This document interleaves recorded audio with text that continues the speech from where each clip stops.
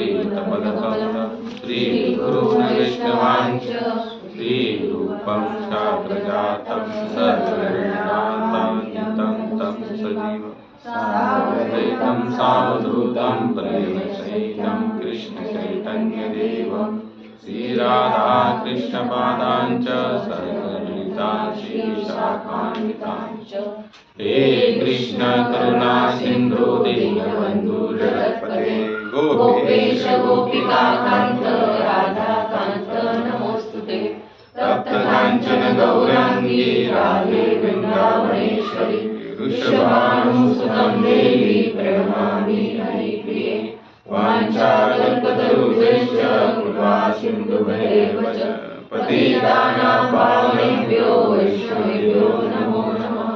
जय श्री कृष्ण चैतन्य प्रभु नित्यानंद श्री अद्वैत गदाधर श्रीवासादि गौर भक्तवृंद।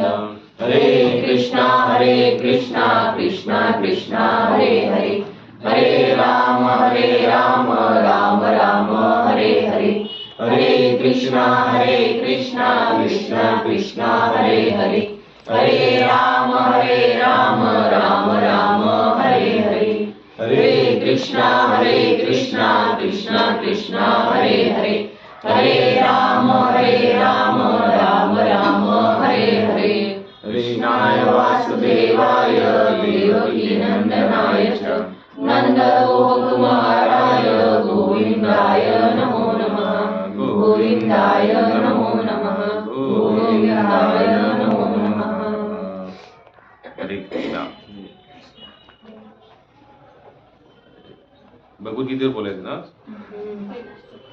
प्रभुपाद जो हम लोग प्रभुपाद का भगवद गीता पढ़ते हैं, स्वामी भक्तिपाद जी ने भी हर एक बुक का एक संक्षिप्त स्वरूप में यानी कि एक सार रूप केवल, जैसे प्रभुपाद की इसमें जैसे हम देखते हैं और उसी का एक स्वरूप यानी कि उसमें जो सार होता है ना, हर चीज़ का क्या होता है अपना एक सार होता है। जैसे जीवन का सार है, पेड़ का सार फल होता है, उसी तरह से उन्होंने सार रूप में ये भगवान का गीत करके बुक लिखा। तो इसके ऊपर हम लोग चर्चा करेंगे। उन्होंने पहले जो भूमिका बनाई हुई है भगवद गीता के बारे में कुछ ऐसी है।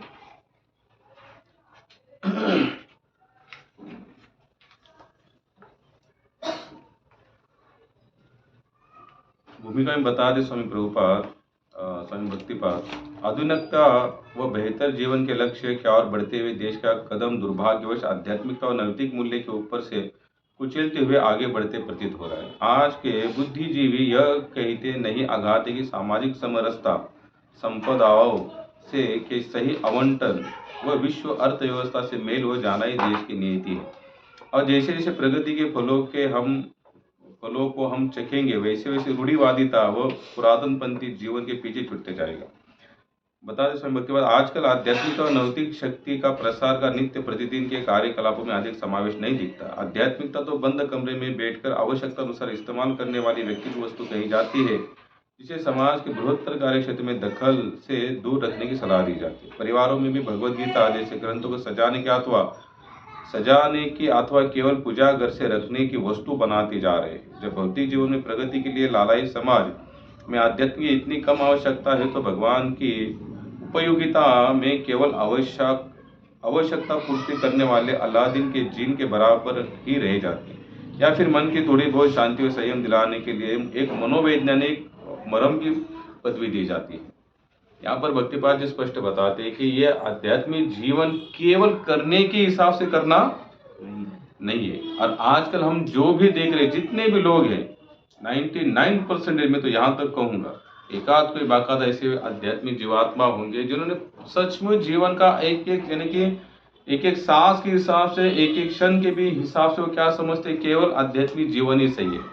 लेकिन आज आध्यात्मिक जीवन के प्रति हम लोगों की सोच क्या है, ज्यादा करके लोगों की सोच क्या है,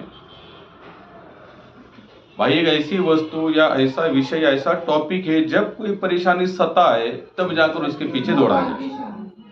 हम लोग ये ज्यादा करके सोच तो यही है ना, कोई परेशानी सताए या कोई दुख आए, अचानक से कोई संकट आ जाए या कोई काम नहीं बन रहा या कोई ऐसा वस्तु, ऐसी इच्छा जो हर साल हम करते आ रहे लेकिन वो पूरी नहीं हो पा रही, तो कहाँ चले जाओ, लेकिन उस चीज का और आध्यात्मिक का कोई लगाव नहीं, दूर दूर तक। क्योंकि हमारा जैसे हम लोग सांस लेते, सोने के बाद हम लोग सांसें लेना बंद कर देते क्या? हम लोग ये सोचते हैं कि आप सोए हुए, आप क्या सांसें लेना है, लेकिन ये कैसा है? सांस लेना जो प्रक्रिया है ये नेचुरल है। आप नहीं भी चाहोगे तो भी आपको ये, आप अगर सो भी जाते हो, आप देखो सोने के बाद हमें कुछ याद नहीं रहता, लेकिन सांसें चलती रहती है। तो भक्तिपाद का कहना है कि आध्यात्मिक जीवन को इस तरह से देखो, जैसे हम लोग जीने के लिए सांसें लेते हैं, हम बोले सो भी जाए तो भी हमारी सांसें, हम जानते हम चाहे तो भी सांसों को बंद नहीं कर सकते। संभव है? कितना भी दुख आने दो कि हम लोग ये कहेंगे नहीं बस अभी मुझे मरना है, मरना है कि हम लोग सांसें बंद करते हैं? नहीं, ये नेचुरल है। उसी तरह से कहते हैं जब तक आध्यात्मिक जीवन हमको नेचुरल नहीं लगता, जीवन के साथ हर एक एक क्षण के लिए इनके साथ हमारा जुड़ाव होना चाहिए, तब तक हम भगवत गीता को समझ नहीं सकते। इसको रटना, पढ़ना, कोर्स करना, श्लोक बोलना, संस्कृत में बोलना, सुरवाद में बोलना, लय के अनुसार बोलना, ये पूरा अलग है, ये पूरा सिस्टम अलग है। और भगवान को समर्पण होना ये पूरा सिस्टम अलग है। एक महात्मा थे, अभी वो महाराष्ट्र के संत है, फेमस आहे वारकरी संप्रदायातले, नाही एकदम तडफड बोलतात ते, काय नाव? नाही राऊत महाराज। त्यांचा आता एक अभंग ते गातात, तर ते सांगतात की भगवंत केवळ तुमचा भाव बघतात. आता तो अभंग बोलण्यासारखा नाहीये. काय म्हणतात ते? केवळ भाव बघतात तुमचा. आणि भाव कोणता भाव बघतात? समर्पणवाला. कोणता? अगर भाव पण आहे पण समर्पण नाही तर त्या भावाला एक अर्थ, जसं म्हणतात मनी नाही भावन देवा मला. अगर भाव नसेल, भाव म्हणजे कोणता? समर्पण. ज्या भावामध्ये समर्पण आहे, ज्या क्रियेमध्ये समर्पण आहे, तीच क्रिया भगवंताला लालायित करते आपल्या जीवनामध्ये आकर्षण करण्यासाठी, अन्यथा नाही. भक्तिपादांचं स्पष्ट सांगणं आहे की आध्यात्मिक जीवनाला करायचं म्हणून करा, बिल्कुल नहीं.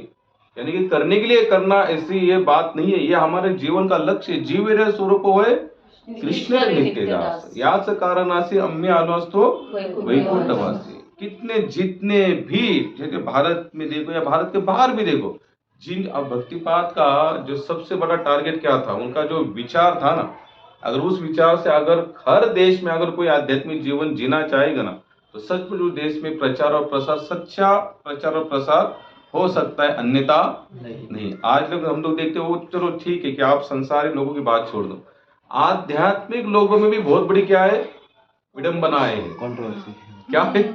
यहाँ पर भी बाहर की बात छोड़ दो, जो ग्रंथों को छूता नहीं हो तो नेचुरल है, क्योंकि भाई उसको कुछ पता ही नहीं है जीवन क्या है, जीवन का लक्ष्य क्या है, मानव देह क्या है. इससे जिसका कोई संबंध नहीं, अगर वो गलतियां करता है या फिर वो भगवान को शरण नहीं जाता, तो उसको हम लोग समझ सकते हैं. क्या समझ सकते हैं? भैया चलो ठीक है, तुम्हें कुछ पता ही नहीं है, तो बात अलग है. लेकिन जो आध्यात्मिक से भी लगाव रखते हैं, यहाँ पर भी बहुत सारी बड़ी विडंबना है. भारत में हमारे सांप्रदायिकता देखिए कितनी बड़ी है, फैल चुकी है. अभी मैं पढ़ रहा, आज पूरा दिन भर में एक ही टॉपिक को देख रहा था. राम मंदिर का भी उद्घाटन होने वाला है 22 तारीख को. चल बंद कर देंगे. राम यानी कि कर्मी लोगों में से कोई एक होता है जो आध्यात्मिक ज्ञानों से उसे थोड़ा लगता है नहीं चलो यार अपना जीवन थोड़ा कुछ जीना चाहिए. फिर यहाँ आने के बाद भी इसमें से भगवान कहते हैं कोई एकाध, क्योंकि आध्यात्मिक जिसे जिसे हम लोग आध्यात्मिक कहते जाते, पता नहीं इसमें भी कितने सारे फाटे फूटे रास्ते हैं, और इसमें से भी प्रॉपर को चॉइस करना है, और यहाँ आने के बाद भी बने रहना है. कितना मुश्किल है ये, आसान है भगवान को पाना. भगवान कहते हैं इन सबको पार करते हुए, लांघते हुए, जो केवल मुझे ही शरण आता है मैं उसको स्वीकार करता हूं. ये अवस्था है जीव की, जीवात्मा की, क्योंकि गीता स्पष्ट कहती है सत्व, रज और तम 3 गुणों में हम लोग जीवन यापन करते हैं.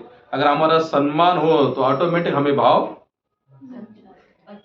अच्छा लगता है, हर चीज अच्छी लगती है. फिर वहां का कोई अगर कुछ ऐसा कार्य है जो इलीगली है, फिर भी हमें क्या लगता है, चलो यार ठीक है उसमें क्या चलता है, क्योंकि हमारा क्या हुआ है, मान हुआ है, सम्मान हुआ है, अच्छी सीट मिली है, 4 लोग बैठे हैं, सुन रहे, ताली बजा रहे, अच्छा लगता है. और जहां पर अपमान हो वहां पर अच्छाई में भी बुराई नजर आती है. इन सबको पार करना है, तब जाकर भगवान मिलेंगे. बड़े छोड़ो, यानी कि आप अगर भागवत को पढ़ेंगे तो ऐसे एक एक महात्मा जो भगवान के साथ में बैठे हुए, लेकिन थोड़ा सा अपमान हुआ सब उतल पुतल हो गया उनका जीवन। कैसे हो गया सब उतल? उन्होंने या तो भगवान को भी त्यागना, आगे पीछे देखा नहीं, क्योंकि हमारा क्या हुआ है, मान है। इसको भी पार करके जाना, ये कब संभव है? केवल भक्तिपाद जी का कहना यही है, अगर हम केवल यही सोचते हैं ना, कुछ परेशानी आती है इसलिए आध्यात्मिक जीवन की ओर बढ़ना है, तो समझ लेना हम इसको पार नहीं कर सकते। मेरे जीवन का लक्ष्य है, मुझे भगवान को पाना है, मेरा यही एकमात्र टारगेट है, तब जाकर हम गीता भागवत को समझ सकते हैं। भक्तिपाद जी तो एक जगह पर कहते हैं भगवान और नम्रता, भगवान और नम्रता ये दोनों एक साथ चलते, आगे पीछे भी नहीं। कैसे चलते? एक साथ। नम्र झाला भूता यानी कोंडीला आनंदा। जो नम्र है, जिनके पास पेशेंस है, जो सहन करना जानता है, वही भगवान को अपने अंडर में कर सकता है, अन्यथा नहीं। और हमने कितने सारे भक्तों की कथा देखी है, जो भक्त ऐसे लेवल पे थे कि जिनको समाज ने स्वीकार नहीं किया, लेकिन नहीं स्वीकार करने के बावजूद भी उनके अंदर क्या देखी? केवल भगवान ने नम्रता देखी, पेशेंस देखा, लगे रहे, टिके रहे। भक्तिपाद जी कहते हैं कि हम लोग भगवान के दो आंसर तुरंत मान लेते हैं। पहला आंसर कौन सा? हाँ। जैसे अगर कोई कार्य अगर हम करते हो गया तो हम लोग क्या करते हैं? चलो यार भगवान की तरफ से हो गया है, उनकी इच्छा से, तो हमने तुरंत क्या मान लिया? हाँ। कोई कार्य समझ लो, अगर हम लोग पक्के भक्त हैं, कैसे पक्के भक्त, यानी कि आधे कच्चे और आधे पक्के, पूरे पक्के भी नहीं, उसमें अगर ना भी आता है ना, तो भी हम लोग भले रो रो के क्यों ना हो, लेकिन ना भी भगवान के नाम में भी ना, यानी कि भगवान के हाँ को भी मानने वाले लोग हैं, भगवान के ना को भी मानने वाले लोग। लेकिन जब भगवान कहते ना पेशेंस, धैर्य रखो, वेट और वॉच की भूमिका में रहो, उस समय कितने ऐसे भक्त हैं जो बने रहेंगे?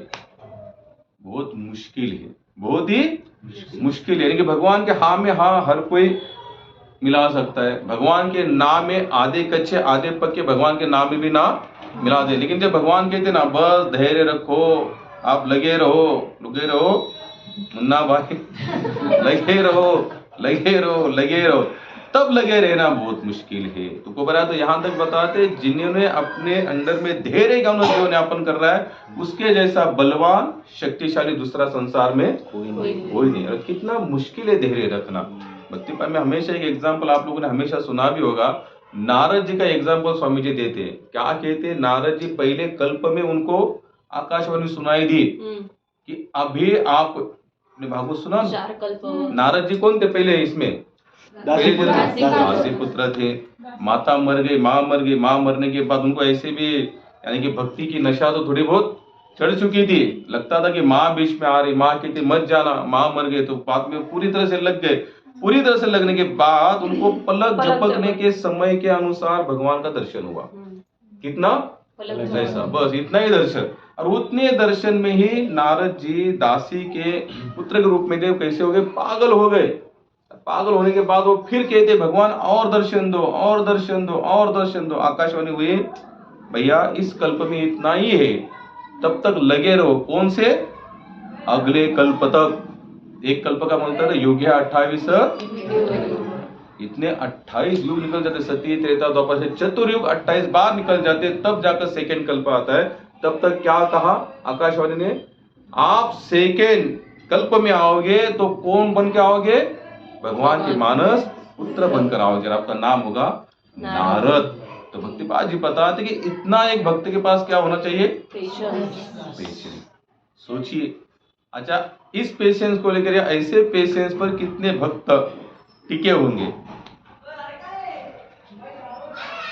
कितने भक्त टिके होंगे संसार में? ऐसे बहुत गिने चुने अपवाद, बहुत अपवाद के अनुसार टिके होंगे। एक आध कोई महात्मा ऐसे होंगे जो अंतिम क्षण तक लगे रहते, वो मरना भी स्वीकार करते हैं। भक्तिपाद जी का शरीर छूटने वाला था, उसके 3 दिन पहले, हमें आज भी याद है, जुपिटर हॉस्पिटल हमने भक्तिपाद जी को प्रश्न पूछा, जिस समय में उनका ऐसा शरीर दबाने के बाद भी पानी निकल रहा है। डॉक्टर सुबह आने के बाद कहता है ये शाम तक शायद, शाम को आने के बाद डॉक्टर कहता है सुबह तक शायद चले जाए, कोई गारंटी नहीं है। ऐसी यानी कि 3 दिन पहले का, जुपिटर बहुत बड़ा हॉस्पिटल है, हम लोग बैठे थे, महाराज जैसे व्हीलचेयर पर थे, यानी कि कुछ अनकॉन्शियसनेस जैसा था, लेकिन थोड़ी बहुत कॉन्शियसनेस थी वैसे। तो एक बंदे ने महाराज से प्रश्न पूछा कि महाराज जी इस अवस्था में, कौन सी? इस अवस्था में आप भगवान की कौन सी सेवा करना चाहते हैं? आंसर ध्यान से सुनना, बहुत मुश्किल है। हम लोग संसारी लोग पूरा जीवन संसार को लगाते, थोड़ा कुछ इधर उधर हो जाता ना, शरीर में प्रॉब्लम, पत्नी बच्चे कमाए हुआ धन बिन सुख संपत्ति कुछ अच्छा नहीं लगता, हमारा माइंड पूरा हिल जाता है। आप लोग देखना, आप लोगों ने कभी देखे मुझे पता नहीं, ऐसे एक एक लोग है, सब कुछ है साम्राज्य, केवल जीवन भर उन्होंने संसार को सत्य माना, कुटुंब को सत्य माना, राष्ट्र को सत्य माना, अपने सगे संबंध को सत्य माना। लेकिन जब ऐसा कोई रोग, ऐसा कोई संकट आन पड़ती है ना, उस बंदे को खाना या किसी का चेहरा देखना भी पसंद नहीं होता ही ना। ऐसे सबके साथ होता है। अगर हमारे शरीर में कोई ऐसा बड़ा कोई भयानक रोग लग जाए, हम जिससे बहुत लाइक करते हो बंदा रोज भी आएगा, हम कहेंगे भैया तो आना बंद कर, मैं मेरे मृत्यु की मैं राह देख रहा हूं, तुम क्या मुझे सुना रहे हो उल्टा सुल्टा। लेकिन उस समय हमने महाराज जी को प्रश्न पूछा कि महाराज जी इस समय आपकी क्या इच्छा है? महाराज जी ने क्या आंसर देना चाहिए, क्योंकि महाराज जी का टारगेट था प्रभुपाद पैलेस ऑफ गोल्ड 10 बनाने के। कितने? शायद मैंने कल भेजा था, आप लोगों ने देखा, मुझे पता नहीं व्हाट्सएप पर, कि गोल्ड पैलेस के बारे में एक जन ने बहुत अच्छा ये बनाया है वीडियो, मैंने भेजा, शायद आप लोगों ने देखा नहीं, डॉक्यूमेंट की बात है। आज देखना, फिर नहीं देखा होगा तो आज देखना। तो भक्तिपाद जी ने कहा आज भी मेरी यही इच्छा है कि मैंने 11 में से 1 बनाया, 10 बनाने की आज भी मेरी इच्छा है। कौन से समय में? जिस समय शरीर पूरी तरह से खत्म हो रहा है, कुछ नहीं बचा, एक एक पार्ट सहयोग छोड़ते जा रहा है, किडनी लीवर व्यूअर सब। लेकिन उस समय भी क्या विषय रखा उन्होंने अपने दिमाग में कि मैं आज भी भगवान की सेवा करना चाहता हूं। यम यम वापि स्मरण भावम तेज तयंते कलेवरम। जो जिस स्मरण में आप शरीर का त्याग करोगे ना, उसी स्मरण के अनुसार आपको दूसरे देह की प्राप्ति होगी।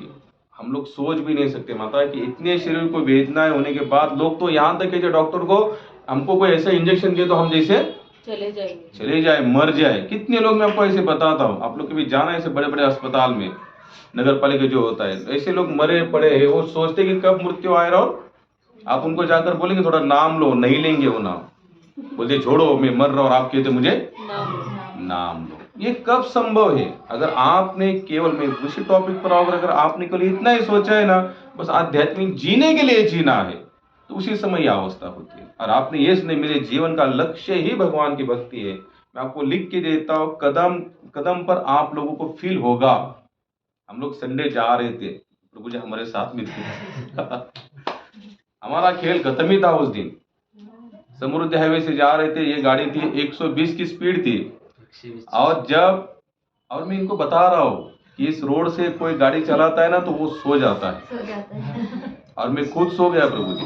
बैजापुर 13 किलोमीटर था, मुझे अभी भी याद है, स्मरण है। और जब मेरी आंखें खुली तो बैजापुर केवल 2 किलोमीटर था, यानी कि कम से कम लगभग 10 किलोमीटर गाड़ी हमारी मेरी नींद में चलाए। और मैं आपको लिख के इतना जरूर बताऊंगा, जैसे कोई बंदा कहता है ना, बस मैं जग गया और मैंने गियर बदल डाला, मैंने स्टीयरिंग, मैंने कुछ भी नहीं किया। जाकर गाड़ी उसको लग कर, क्योंकि 120 वाली गाड़ी को कंट्रोल करना संभव नहीं होता, अगर उसको लग जाती तो गाड़ी 2 दिन पलटियां जरूर मार लेती। लेकिन बस लगने ही वाली थी, अचानक से ऐसी मुझे ये फील हो रहा है कि गाड़ी ऐसी अपने आप टर्न मारी गाड़ी। मुझे बोल रहे प्रभु जी क्या हुआ, बोले मुझे थोड़ा नींद आया। लेकिन जब मैंने सोचा तो मैंने देखा नहीं, क्योंकि लोग कहते ना कि मुझे अचानक जग गया और मैंने घेर को ब्रेक दबाया, वैसा कुछ भी नहीं हुआ। मतलब ऑटोमेटिक गाडी इधर आहे, वो नाही लागले असते ना प्रभूजी गाडी 100% पलटी, आणि 2-3 पलटी मारले असते। 120 चं स्पीड होतं गाडीला।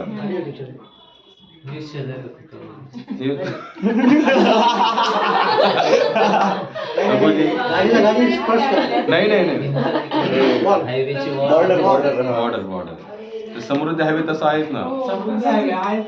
नाही नाही हायवे चुकीचा नाहीये तो, तो रस्ता असा बनलाय तुम्ही एकदा गाडी चालू केली ना फक्त असं बघत राहायचं, ऑटोमॅटिक डोळे जागतात, आमचे डोळे जागतात। ठीक है, हमारा टॉपिक हम छोड़ेंगे नहीं। मुझे इतना ही कहना है कि अगर हम भक्त तो इसी तरह से क्या आते हैं कि अनुभव होना शुरू हो जाते हैं। कब आते हैं? जब आप पूरी तरह से डेडिकेशन बनते हो। माता जी हरे कृष्णा। तो इसी तरह से हमारे अनुभव हमें कब आते हैं? जब हम पूरी तरह से भगवान को समर्पण हो जाते हैं, तब तक ऐसे अनुभव नहीं आएंगे। मैं उस समय मुझे कुछ नहीं लगा, लेकिन सेकेंड में याद करता रहा गाड़ी कैसे टर्न मारी, कैसे टर्न। मुझे एक ही स्मरण हो रहा था कि गाड़ियां अपने आप टर्न मारी, क्योंकि अपने आप गाडी टर्न मारणे जैसा कोई था ही नाही. जब मेन रोड से यहाँ एवढंच अंतर असेल, फक्त एकच भीतीचं अंतर असेल, तेवढ्याच गाडीने टर्न. त्याच्यात आम्ही जागे झालो. आम्ही हलून गेलो सगळं. म्हणजे दुसरी गाडी येत होती का समोरून?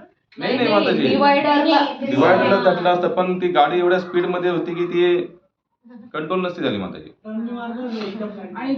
आणि ती ऑटोमॅटिक टर्न मारली आणि ऑटोमॅटिक ती कंट्रोल ही झाली, आणि त्याच्यातच मी जागा झालो.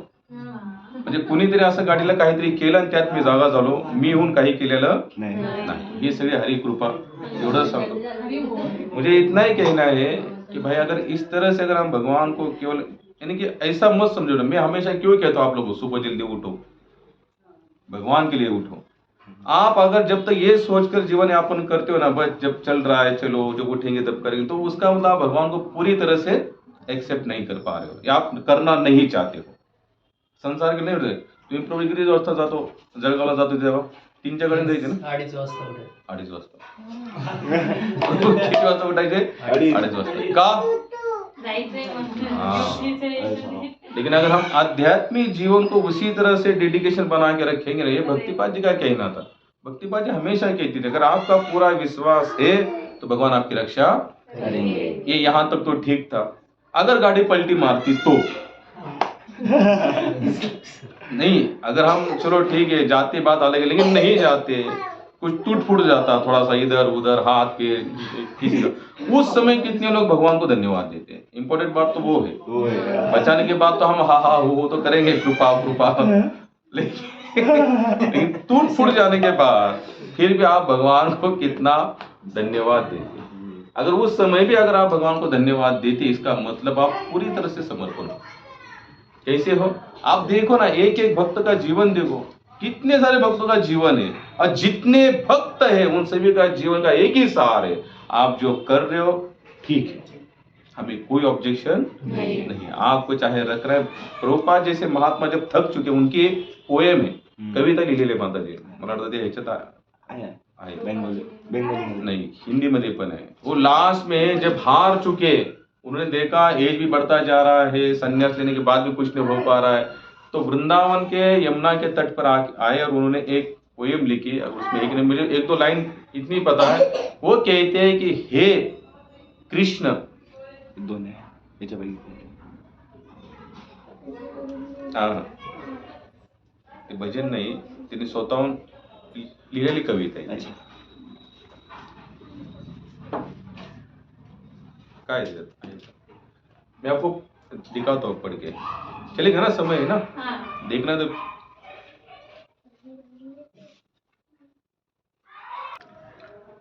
वृंदावन धाम में बैठे प्रभुपाद और भगवान से प्रार्थना कर रहे. कब? जब पूरी तरह से सब कुछ समाप्त हो चुका है, आप कोई साथ में नहीं है, ना पत्नी ना बच्चे ना व्यापार, किसी में रुपया नहीं है, खाने पीने के भी आपे पड़े हुए. तो प्रभुपाद लिखते हैं, हे मराठी में, माताजी हे बुक मराठी आहे. 1 तास मी वृंदावन धामात बसलो आहे. या अवस्थेत मला साक्षात्कार घडत आहे. मला बायको मुलं मुली नातवंडे सर्व काय आहे, पण पैशाच्या अभावी सर्व वैभव खोटे व निष्फळ ठरले आहे. श्रीकृष्णानेच मला या ऐहिक स्वरूपाचे सत्यदर्शन घडवले आहे. त्यांच्या कृपेने मला आज हे अगोड वाटत आहे. मी ज्यांच्यावर, भगवंत सांगतात, मी ज्यांच्यावर कृपा करतो त्याची संपत्ती कलेने हरण करतो. काय सांगताय कृष्ण? क्या बोले भगवान? मैं जिन पर कृपा करता हूं ना, तो उनकी हर एक संपत्ति का हरण करता हूं. त्या कृपा निधानीच मला ही कृपा कशी समजणार. मी कफलक झालेले पाहून सर्वांनी मला दूर केले. बायको नाते मित्र भाऊ सर्वांनी असे दैन्य, पण त्यामुळे मला हसू फुटते. मी एकटा बसतो हसत आहे. या माया संसारात माझे खरे प्रेम कोणावर आहे? माझे प्रेमळ मायबाप कुठे निघून गेले आहेत? वडीलधारी नातेवाईक मंडळी कुठे आहेत? त्यांची हकीकत मला कोण सांगणार आहे? आहे का कोणी मला सांगणारा? कौटुंबिक आयुष्याची सगळी नाती नामावली शिल्लक झाली आहे. ये स्थिति उनको कब आई?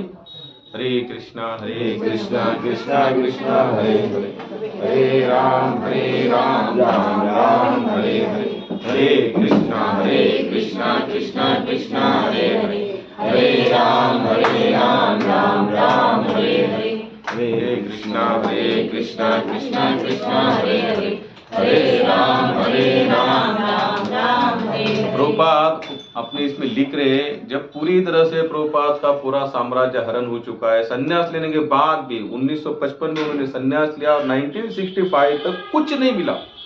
और संन्यास तो उनको सपने में जाकर भक्ति सिद्धांत ठाकुर कहते हैं कि आप तुम संन्यास ले लो।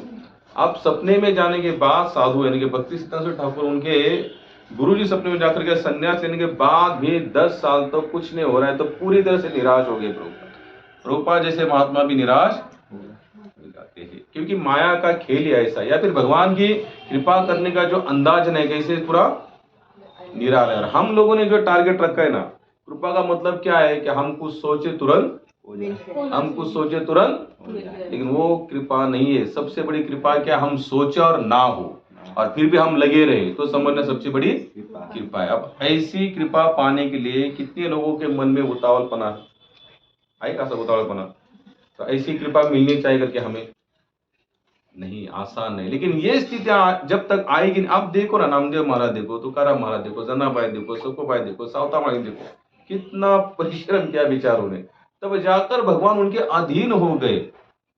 ऐसी नहीं कृपा की अधीनता स्वीकार की भगवान ने। नाथ महाराज के घर में 12 साल लगातार बिना बोले, एक शब्द बोले नहीं, रोज पानी भरते थे विठल नाथ। इतने 12 साल क्यों? लेकिन इतना होने के बाद भी उनके ऊपर समाज में कितना अत्याचार किया, बेटे ने घर से बाहर निकाल दिया, फिर भी भगवान की उसके हाँ में हाँ मिलाते रहे। हमने टॉपिक कहां से शुरुआत किए थे बताओ? जैसे भक्तिपाद क्या कहते हैं कि आप आध्यात्मिक जीवन को ऐसे मत रखो, स्वतःचे अंतर हो, सुरक्षित अंतर ठेवा। हम लोगों का आध्यात्मिक जीवन कसं आहे, देवाच्या आपल्यामध्ये देवा सुरक्षित अंतर ठेवा। कसं ड्रायव्हर गाडी शिकत आहे, सुरक्षित अंतर ठेवा। आम्ही भक्ती करतो तर आम्हाला जास्त त्रास, आपल्या सगळे इच्छा पूर्ण करा। सगळ्या एक तो महात्मा कहते हम लोग त्यागना चाहते, लेकिन कब त्यागना चाहते? पहला भगवान दो, फिर त्यागेंगे। हम डायरेक्ट त्याग नहीं करना चाहते। हम लोग क्या कहते, अब बस हो गया, सब बच्चे काम में लग गए, अपना घर हो गया, प्लॉट हो गया, अब आराम से हम कहाँ जाएंगे? वृंदावन। इसको त्याग कहते। यानी कि हम लोग क्या करें, भगवान आप पहला दो, जो जो इच्छा पूरी करो, पूरी इच्छा होने के बाद फिर वो पूरी हो जाने वाली इच्छा, वो साम्राज्य फिर त्यागेंगे। बिना दिए हम त्यागने वाले इतना आसान है। भोग लेने के बाद त्यागना, उसको एक मराठी मध्ये म्हण है, कोल्ह्याच्या तोंडाला का लांडग्या तोंडाला रक्त लागलं तर लांडगा गप बसत नहीं। उसी तरह संसार के एक एक इच्छा जैसे पूर्ण होती जाती है ना, संसार में और अटैचमेंट आपकी बढ़ती जाती है। ये 100% सत्य है। आप लोग देखना, जितने भी लोग हैं ना, जैसे एक एक इच्छा बढ़ती जाएगी ना, आप संसार कभी नहीं त्यागोगे। हाँ, एक एक इच्छा अगर पूरी नहीं हो पा रहे, अध्यात्म में लगे हुए सत्संग कर रहे हो, तो धीरे धीरे धीरे आपको संसार के प्रति वैराग्य आएगा। क्यों? क्योंकि यहाँ पर तो कुछ हो नहीं पा रहे। जैसे तुकोबर आए थे, उनको तो संसार भी नहीं हो पा रहा था, सावकार की कर रहे थे, लोगों से कुछ लेना देना उनका कभी हिसाब किताब रहा नहीं, उनका कभी जीवन का था पढ़ना आप लोग। लेकिन जब उन्होंने देखा कि अकाल हुआ, पत्नी बच्चे मर गए, सब लोग मर रहे, तो वो तुरंत क्या होगा, उनको वैराग्य हुआ और सब कुछ जितना था साम्राज्य सब उन्होंने लुटा दिया। कब? अगर उनकी समाज में संसार में एक एक इच्छा पूरी हो जाती है, तो क्या उनको वैराग्य आता? नहीं आता। मैं आपको क्यों बता रहा हूँ कि भक्तिपाद जी यही बता रहे हैं कि जब तक हम भगवान को ऐसे रखते ना एक डिस्टेंस पर, तब तक हमें प्रेम नहीं हो जाएगा। और जब तक प्रेम नहीं होता ना, तब तक समर्पण आएगा ही नहीं। जब तक समर्पण नहीं आएगा, तब तक उनका आपका दृढ़ संबंध आपका नहीं बनेगा। जब संबंध ही नहीं बनेगा, तो प्रेम कहाँ से आएगा? घूम फिर के वही आएंगे हम लोग। तो भगवान को कैसे करो, अपने जीवन में पूरी तरह से उतारो। तो भूमिका में भक्तिपाद जी आगे बताते हैं, सुख की तलाश में प्रत्येक जीव के महत्ता व मूलभूत प्रेरणा रहती है, परंतु कोई भी सुखी नहीं प्रतीत होता। असमंजस की स्थिति सब जीवों की नियति बनी हुई दृष्टिगोचर होती है। भगवद गीता उसी असमंजस को दूर करने के स्वयं भगवान श्री कृष्ण द्वारा प्रदत्त दवा है। कर्तव्य, आध्यात्म, बौद्धिक विलास, जीवन, मृत्यु व मोह, इन सब के बीच उलझे मन को सही दिशा गीता से मिलती है। अगर हम लोगों के जीवन में कोई समस्या है, तो भक्त कहाँ भागेगा? पहला भगवान के पास भागेगा। संसारी कहाँ भागता है? पहला ना, वो पहला संसार के पास भागेगा, उसकी योजना देखेगा, कौन क्या, और निराश होने के बाद फिर कहाँ आएगा? भगवान। के पास। लेकिन भक्त पहला कहाँ भागेगा? भगवान के पास। फिर वो यहाँ भागेगा, यहाँ प्रणाम करेगा, फिर बाहर जाएगा, क्योंकि भगवान को प्रार्थना करता है, भगवान मैं जा रहा हूँ, आपको जो करना है सो करो। भक्ति बात स्पष्ट कहती है, बौद्धिक विलासता, यानी कि हमारी अगर बुद्धि में अगर कुछ कलाकारी भी अगर हमारे जीवन में है, शरीर में है, अगर कोई भी ऐसा कार्य जिससे हमारा नाम अलौकिक हो चुका है, तो वो हमारा नहीं है। माझिया बड़े नहीं भी बोलो तो सखा पांडुरंग वासा। हम हमारे हिसाब से कुछ नहीं करता। एक भक्त का पूरा लक्ष्य क्या होता है? कृष्ण आप कर रहे हो इसलिए कुछ हो रहा है। अगर आप नहीं चाहोगे तो मेरी कोई कला, मेरी बौद्धिक विलासता, जो भी वैभव है, मैं इससे कुछ भी नहीं कर सकता। एक भक्त का लक्षण होता है। भगवत गीता को समझने की कुंजी देखो आगे आया ही है। भगवत गीता को समझने की कुंजी हमारे संस्कृत ज्ञान या विद्वत्ता पर निर्भर नहीं न हो, न ही वो किसी प्रकार के भौतिक उपलब्धियों से नियंत्रित है। गीता समझने के लिए हमें उस भाव का अनुगमन करना होगा जिस भाव से सुना गया था। अगर कोई कहता है मैं IIT से पढ़ रहा हूँ, मैं बहुत बड़ा डॉक्टर हूँ, मैंने ये जीता है, मैंने वो क्या, इतने पारितोषिक मुझे मिले हैं, तो उसके बल पर आप गीता को नहीं समझ सकते। ये आप इतना माइंड में उतार कर चलिए। आपको उसी भाव को स्वीकार करना होगा जिस भाव से अर्जुन ने सुना। अर्जुन ने किस भाव से सुना था? हे कृष्ण आप जो बोल रहे हो वही सही है, आप में अपना दिमाग लगाना नहीं चाहता। आप 18वें अध्याय तक एकदम पहले अध्याय से जो शुरुआत होती है अर्जुन के प्रश्नों से, वो 18वें अध्याय तक, फिर भगवान 18वें अध्याय में एक ही श्लोक कहते, उसके बाद में अर्जुन का कोई क्वेश्चन नहीं आता। कौन सा श्लोक कहते? सर्वधर्म परित्याजेन मामेकं शरणं व्रज अहं तं सर्वपापेभ्यो मोक्षयिष्यामि। इस श्लोक के बाद आप गीता को ध्यान से पढ़ना, अर्जुन का फिर कोई प्रश्न नहीं आता। भगवान यही बताया कि भगवान ने सब कुछ बताया। पहले से लेके 18वें अध्याय भगवान ने ऐश्वर्य बताया, विश्वरूप दर्शन बताया, मैं क्या हूँ, मैं क्या कर सकता, मेरे अंडर में क्या क्या है। यहाँ तक कि सामने कौरव सेना खड़ी है। 11वें अध्याय कौन सा, क्या नाम है उसका? विश्वरूप दर्शन योग। जब भगवान ने अपना बड़ा अकरा विकरा स्वरूप दिखाया तो भगवान के मुंह में से अग्नि निकल रही है। अर्जुन देख रहा है कि भीष्म, दुर्योधन, जितने भी सामने खड़े कौरव के इसमें, वो सब उस अग्नि में जलकर राख हो रहे। तब अर्जुन भगवान से प्रश्न पूछता है कि ये जलने वाले कौन है, खड़े जो सामने ये कौन है? जल कौन रहे? कौरव सभी जल रहे, दुर्योधन भी जल रहा है, भीष्म भी जल रहे। फिर अर्जुन के मन में प्रश्न आता, अगर ये जल रहे तो ये सामने कौन खड़े? तो भगवान एडवांस में बताते हैं, क्या बोले, पिक्चर आने वाला है, ट्रेलर है। बोले भगवान, बोले ये सब मरे हुए हैं। बोले अर्जुन सब मरे हुए हैं, तुम्हें केवल क्या करना है? अपने क्षत्रिय धर्म का पालन करना है, तुम्हें केवल बस वाहन चलाना है। मारने ये तो मर चुके। यानी भगवान ने एडवांस में बताने के बाद भी 11 अध्याय के बाद भी अर्जुन के फिर प्रश्न आते आगे, मैं कैसे मानूं इसे? फिर भगवान ने देखो लास्ट के 6 अध्याय क्या भगवान क्या बताते हैं? भाई सूरज में जो तेज है वो मैं हूँ, हवा में जो ऑक्सीजन वायु प्राण वायु कौन हूँ? मैं हूँ। यानी कि हर एक चीज की जो सार ग्राही जो स्वरूपा है वो कौन हूँ? मैं हूँ। इतना कहने के बाद भी अर्जुन के प्रश्न रुके नहीं, तो अंत में कृष्ण 18वें अध्याय में कहते सर्वधर्मन् परित्याज्य मामेकं शरणं व्रज अहं तं सर्वपापेभ्यो मोक्षयिष्यामि। अर्जुन इतना कहने के बाद भी अगर तुम्हारा दिमाग नहीं चल रहा है ना, ये हमको बताया गया है। किनको बताया गया है? अर्जुन को नहीं बताया। इसमें से एक भी प्रश्न अर्जुन का नहीं है, हम लोगों का प्रश्न है। 45 मिनट्स में केवल गीता भगवान ने सुनाया अर्जुन की। कितनी? 45 मिनट में। तब भगवान क्या कहते हैं? अर्जुन अगर तुम्हें लग भी रहा है ना कि मैं जो कह रहा हूं उसके अपोज जाकर अगर पाप होने वाला है, तो उस पाप को भी धोने में मैं सक्षम हूँ। हम लोग पूरा शरण नहीं जाते क्योंकि हमें लगता है पूरा शरण जाएंगे या ये छोड़ेंगे वो छोड़ेंगे तो शायद कुछ अपराध होगा। तो कृष्ण ने अर्जुन के माध्यम से हम सभी को आंसर दिए।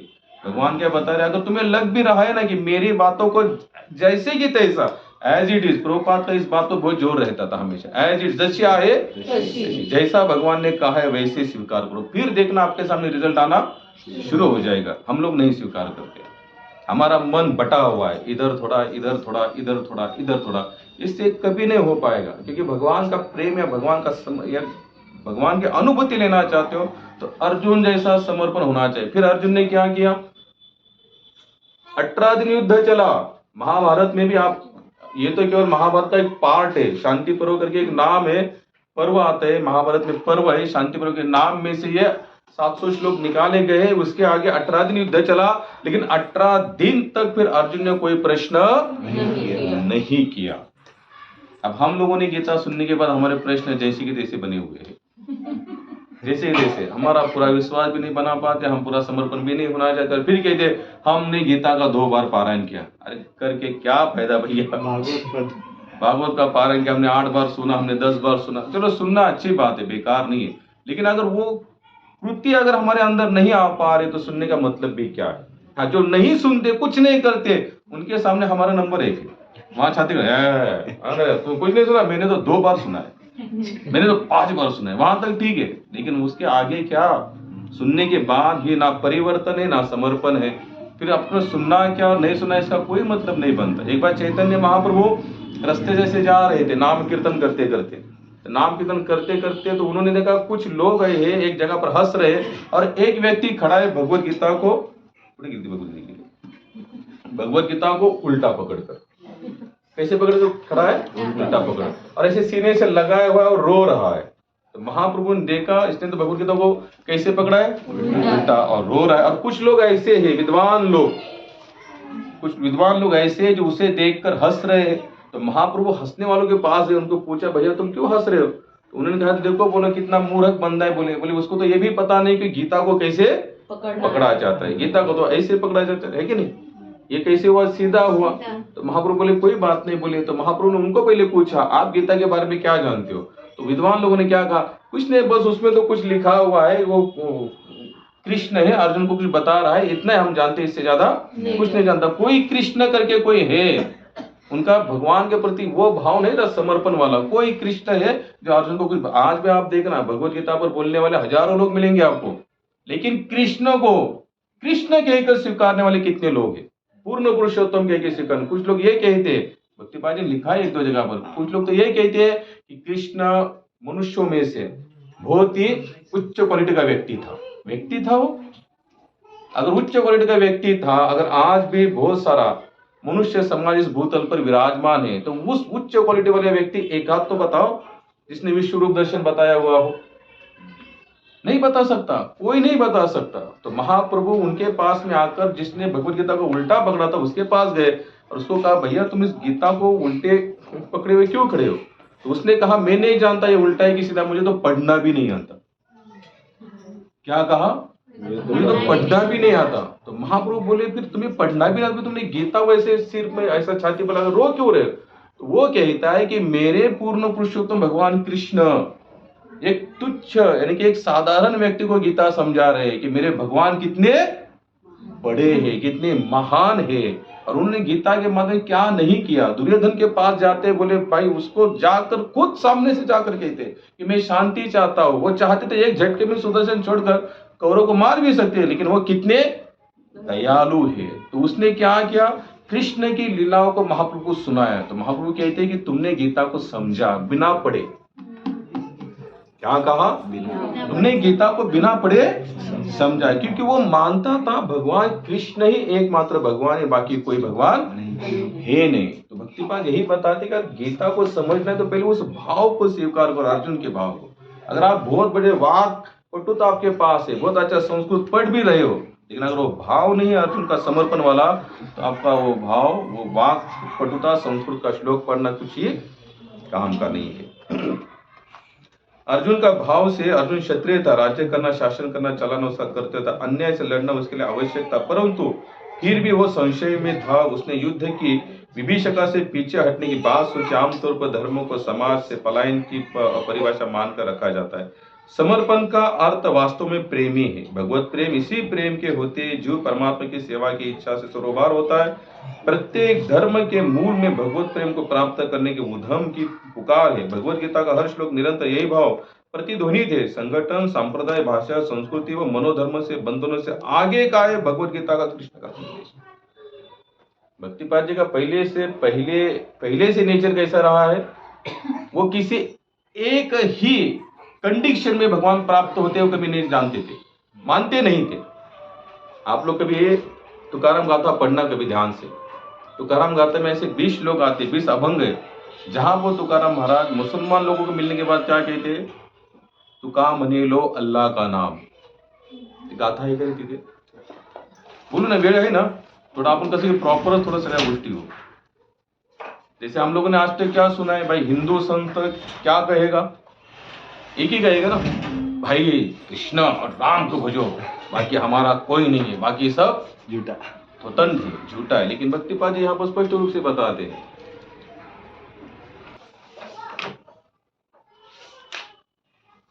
म्हणजे प्रॉपर अगर आध्यात्मिक अगर खरोखर जाणायचं असेल,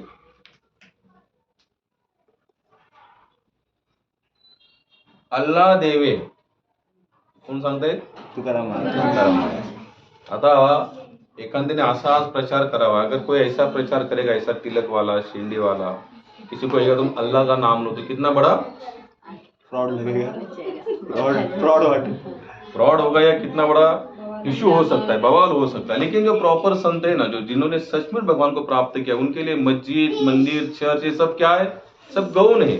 उनके लिए ये सब कुछ कैसे है, एक समान. इसलिए भक्तिपाद जी ने न्यू वृंदावन में जो योजना रखी थी, संसार का सबसे बड़ा मंदिर जो आज वृंदावन में बन रहा है, उन्होंने 40 साल पहले उसकी नींव रखी थी. अपना सत्य है ना, सत्यव्रत, उसने पूरा हिस्ट्री निकाला हुआ है.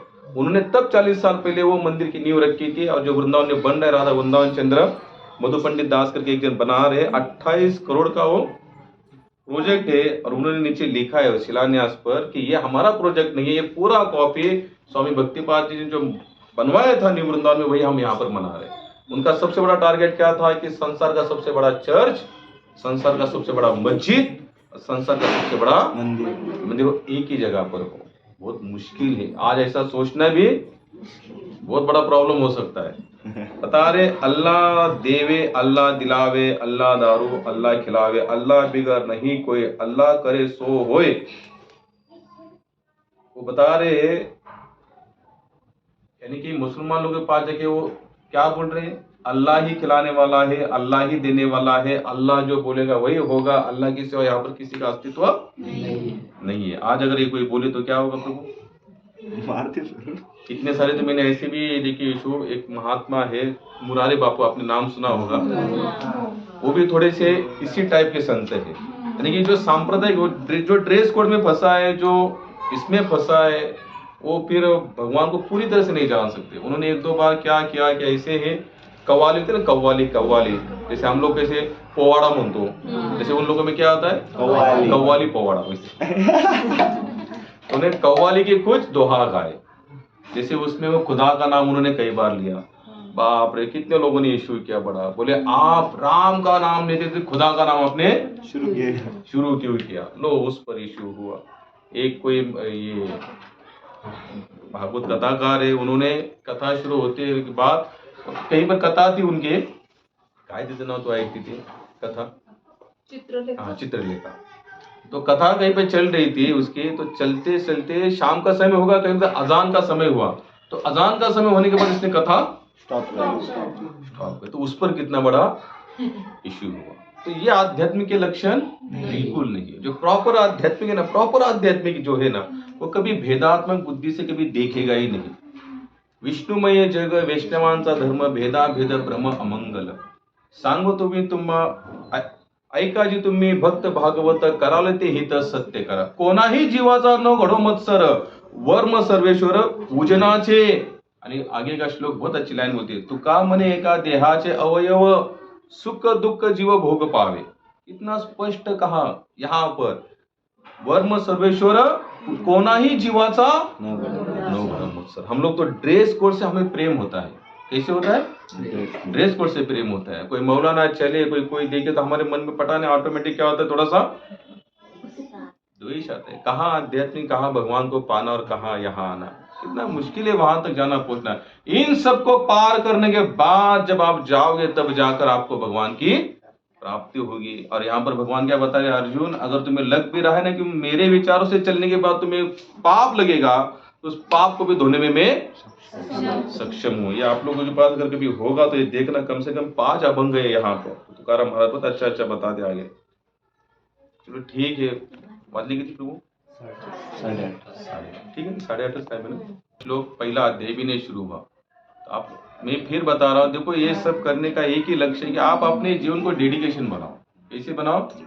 डेडिकेशन। भक्तिपाद जी तो ऐसे मास्टर थे, यानी कि वो किसी को बैठने नहीं देते थे। वो कहते थे जितना शरीर आपका थकेगा ना, सुबह उठने से लेके शाम सोने तक, ऑटोमेटिक फिर आपको इंद्रियों को कंट्रोल करना या सत्संग में रहना या हमेशा भगवत स्मरण रहना, इसके लिए अलग से कुछ करने की जरूरत नहीं पड़ेगी। अपने पूरे जीवन को इसी तरह से ढाल दो कि उठते बैठते सोते हंसते खेलते रोते समय भी आपको कौन नजर आए, कौन याद आए? भगवान। तो ये भक्ति का एकदम सरल और सटीक मार्ग है। हम लोग थोड़ा करते हैं और टीवी लगाकर फिर जो मन में आए वो देखते रहते हैं ना, इससे कुछ नहीं होगा। देख भी रहे हो ना, तो उसके पीछे का टारगेट आपको क्या स्मरण होना चाहिए? भक्तिपाद जी 2 चैनल देखते थे हमेशा, बीबीसी न्यूज, फालतू न्यूज वो देखती भी नहीं थी, और एक चैनल था, कौन सा? डिस्कवरी, प्राणियों का चैनल जो होते ना प्राणी जो देखते, तो वो 2 थे। एक जन ने पूछा भी कि महाराज आप वो 2 ही चैनल क्यों? तो वो कहते न्यूज भी कितना देखते थे? 10 या 15 मिनट। वो कहते थे कि मैं 10-15 वो न्यूज देखता हूँ और मुझे वो स्मरण होता है कि संसार कितने दुख से भरा पड़ा। आप लोग न्यूज देखते हो? हाँ 80 या 80 जैसे अभी तो super fast 50, super fast 100, super fast 200 भी आता है कुछ, 200 न्यूज भी है। 200 न्यूज मुझे आप 20 न्यूज ऐसा ढूंढ के बताना जो सुख और शांति का होगा। 180 न्यूज तो आपको कैसा होगा? डिस्टर्ब करने वाला होगा।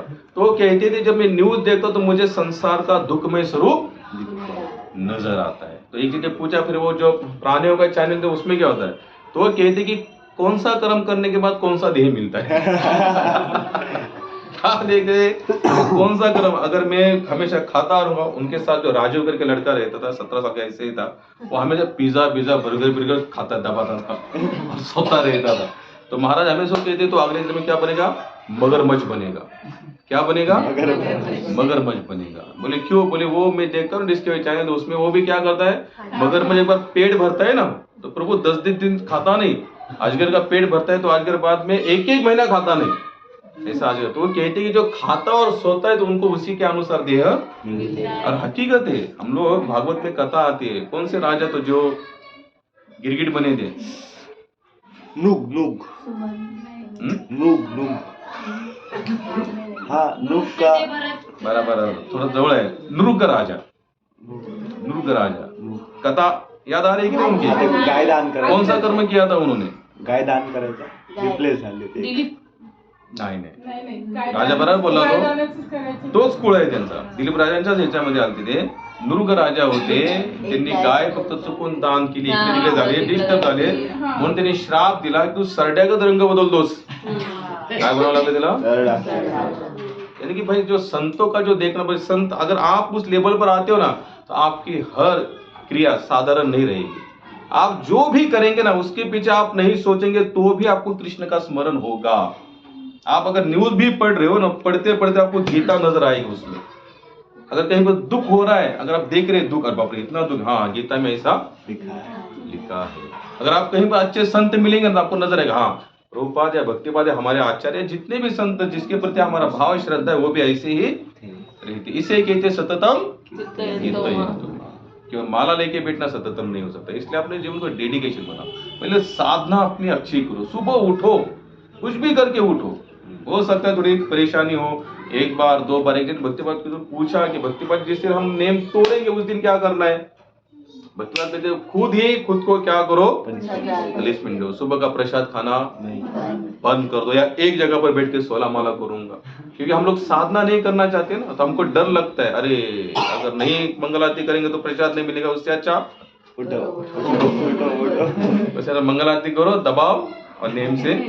भक्तिमान कहते हैं भक्त अपने जीवन में सोने का भी समय उसका पक्का होता है, उठने का भी समय पक्का होता है, हर चीज का उसका समय क्या होता है, पक्का होता है। और इसी तरह से फिर हमारा क्या होगा, अभ्यास। फिर हमें नेम बना, फिर अलार्म लगाने की जरूरत नहीं, फिर सोने की जरूरत नहीं। आप नहीं भी सोएंगे ना, 10 बजे सोएंगे, नहीं भी सोएंगे 4 बजे उठने का समय, अगर आप 12-1 बजे भी सोएंगे तो भी आप सुबह 4 बजे, क्योंकि आपका उतना क्या हो चुका है, अभ्यास हो चुका है। तो अगर गीता को समझना है, भक्तवा स्पष्ट कहते हैं अर्जुन के भाव से सुनो, समर्पण के भाव से देखो। समर्पण का मतलब ही क्या होता है, भगवान आपको पाने के लिए हम किसी भी चीज का स्वीकार करेंगे और किसी भी चीज का त्याग करेंगे, अन्यथा नहीं। हरे कृष्णा। भगवद्गीता क्लास चालू केला.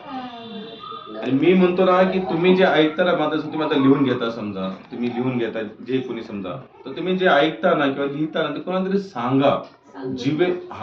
आपल्या जिभेला अशी सवय लावा की ते कृष्ण नावाचा प्रचार करण्याची तुम्हाला काय व्हायला पाहिजे, एक वेळ लागलं पाहिजे. समाज भले तुम्हाला प्रॉपर समाज वेळा घोषित करेल, पण इथे मात्र तुम्हाला शाना घोषित केलं जाईल. त्याच्यामुळे ना मतलब पागल होना चाहिए. पागल होना चाहिए. संसार के लिए तो पूरा संसार पागल है ही, लेकिन भगवान के लिए पागल होना चाहिए. यानी कि आप जो सुन रहे हो ना, हमेशा किसी को बस बताते जाओ. यानी कि जो आसुरी शक्ति है ना, आपको देखने के बाद ही खुद रास्ता बदल देगी. पूछेंगे अभी आज शुरू हो जाएगा. लेकिन खुद कोई ओरेटर, जैसे आप ओरेट करते हैं, आप बोलते हैं, और जो ऐसे फंसते रहते हैं हमेशा या कुछ बोल नहीं पाते, तो वो कैसे फिर प्रैक्टिस करेगा?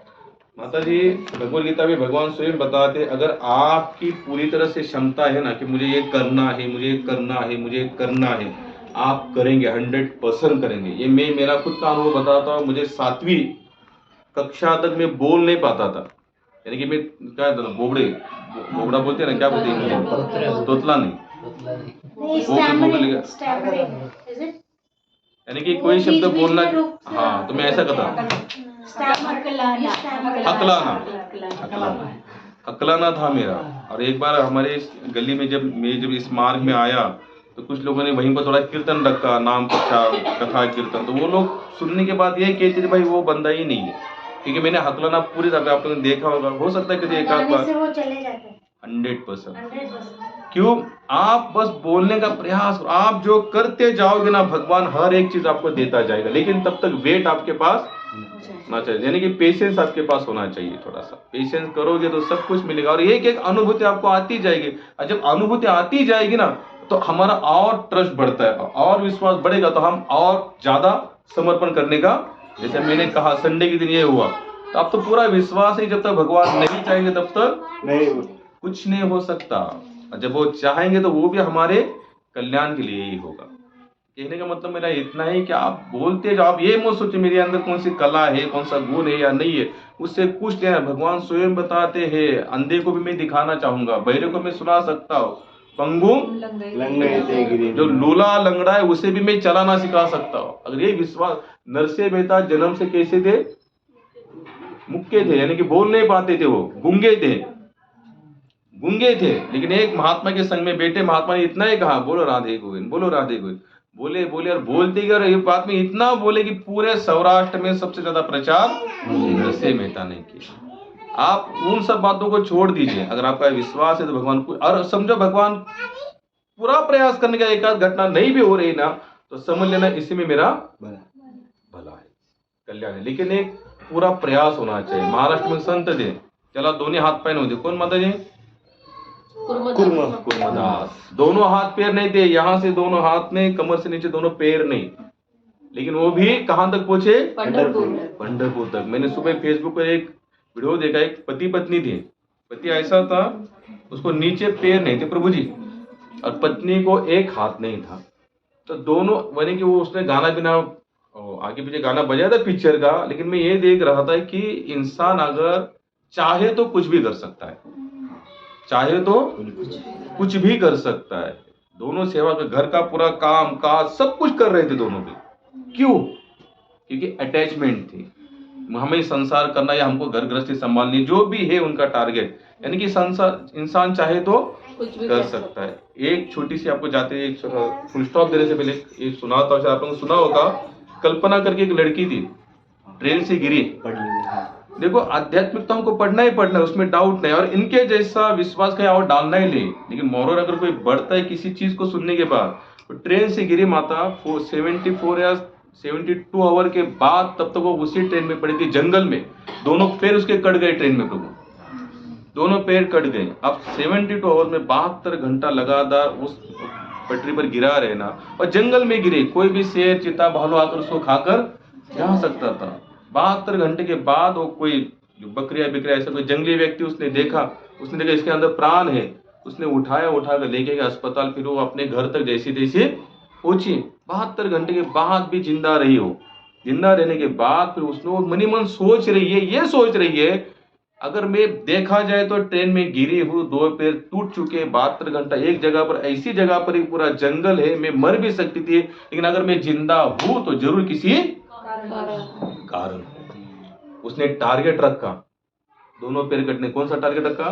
मुझे एवरेस्ट शेयर करना। एवरेस्ट में जो चढ़ाने वाले जो होते हैं ना, जो क्या बोलते हैं उनको, जो प्रशिक्षण देने वाले लोग, उसको फोन किया, बोलते मैं एवरेस्ट चढ़। तो उसने पूछा इसके पहले कभी चढ़ी हो क्या, शरीर की अवस्था क्या है? जब उसने पूछा शरीर की अवस्था क्या है, इसने कहा मुझे 2 पैर नहीं। तो कहता है पागल हो क्या तुम, भाई एवरेस्ट चढ़ने के लिए पैर होंगे तो आप चढ़ोगे, वो भी कौन सा? चुना तो कौन सा चुना? एवरेस्ट ही चुना उसने। वो कहते बस आप मुझे थोड़ा, मेरा थोड़ा उत्साह बढ़ाते जाओ, मुझे थोड़ा सा सिखाओ, वो जो नकली पैर आते हैं ना, और वो चढ़ी माता जी। अगर संसार में इतना प्रयास करने के बाद अगर हो सकता है तो आध्यात्मिक, यहाँ पर हम लोग तो आध्यात्मिक लोग हैं, हमें तो इतना विश्वास होना चाहिए कि नहीं भगवान जो करता है सो ठीक है। इसलिए मानो, मैं फिर बता रहा हूँ, अगर आपका डेडिकेशन अच्छा है ना माता जी, आपका साधना, आपको कौन सा पिक्चर टीवी भी, आपको उसकी किसी चीज का साइड इफेक्ट नहीं होगा। लेकिन आपका, मैं ये नहीं कह रहा हूँ कि फिर देखते ही रहो करके कहने का मतलब मेरा इतना ही है कि आपको हर एंगल के पीछे भगवत नजर आएगा, भगवत शक्ति नजर आएगी। इसलिए कभी हार नहीं मानने का। और भगवत भक्त कभी हार मानता भी नहीं, वो तो जीवन, उसको तो यहाँ, वो तो अगले जीवन तक उसका टारगेट होता है। अगर मैं अच्छा भजन करूंगा तो मैं कहाँ जाऊंगा? भगवान के धाम। आप सोचो कि उसका कितना बड़ा टारगेट है, यानी कि मरने के बाद भी उसको पक्का एड्रेस संसार के, आपको पूछो कितने गए, हम ऊपर जाएंगे, ऊपर किधर जाएंगे, बस ऊपर जाएंगे हरे कृष्णा, बताते जाओ, बोलते जाओ बरं का माताजी. एखाद्याला घेऊन यायचं, प्रत्येक संडेला या म्हणायचं.